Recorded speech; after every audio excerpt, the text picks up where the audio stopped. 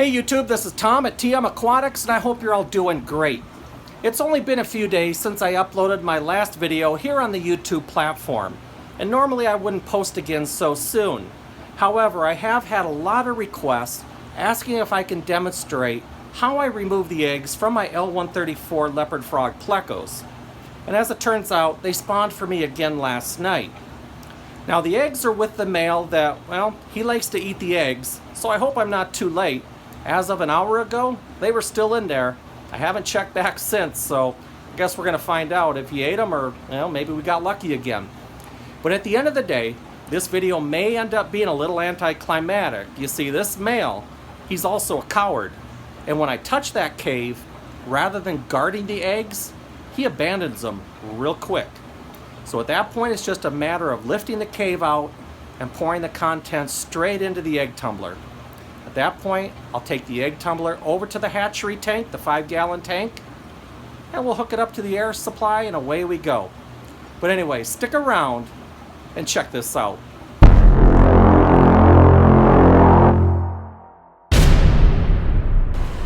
Alright YouTube, over here in the 55-gallon tank, that dark cave on the end, that is where the male is sitting with a big clutch of eggs. That's going to be our target.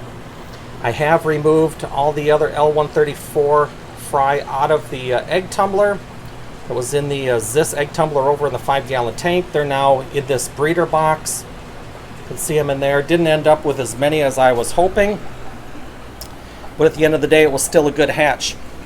The Zis egg tumbler, it's ready to go. I really like this egg tumbler when compared to some of those no-name egg tumblers that you find for like 10 bucks on eBay and Amazon. This egg tumbler has been worth every penny at 30 or 35 bucks.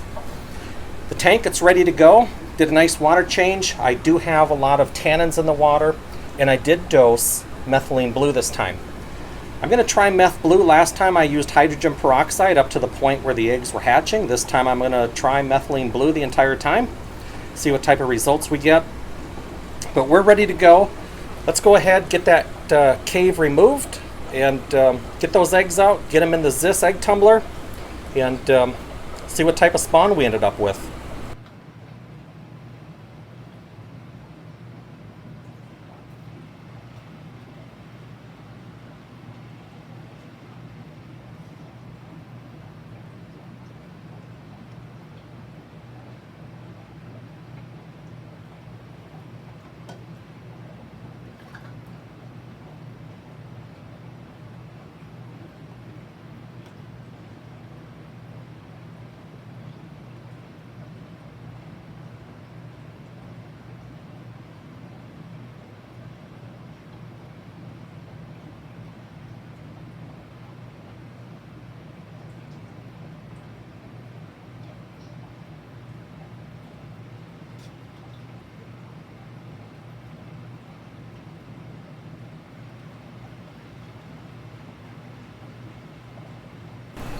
Alright, well that was pretty anticlimactic, as I thought it would be.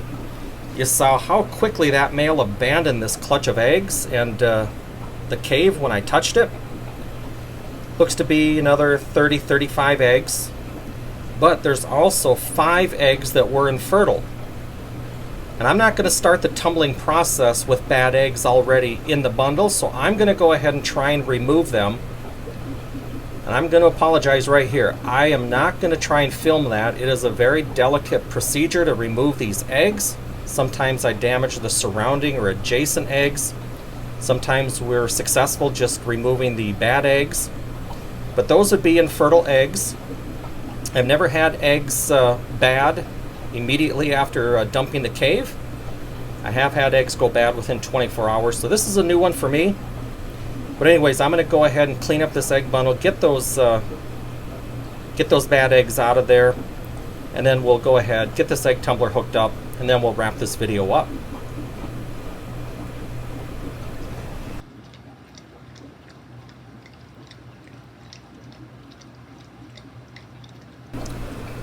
Alright YouTube, well that went pretty quick. Surgery only lasted about 5 minutes. It was successful. We got all the bad eggs out and removed. The remnants of them are all over here on the paper towel and in that little dish there. Didn't damage any of the surrounding eggs to my knowledge. So at this point we're going to go ahead and get these eggs back into the tumbler, get it in the hatching tank, the 5-gallon. I did dose that tank with methylene blue. And we're going to go ahead and start tumbling these eggs.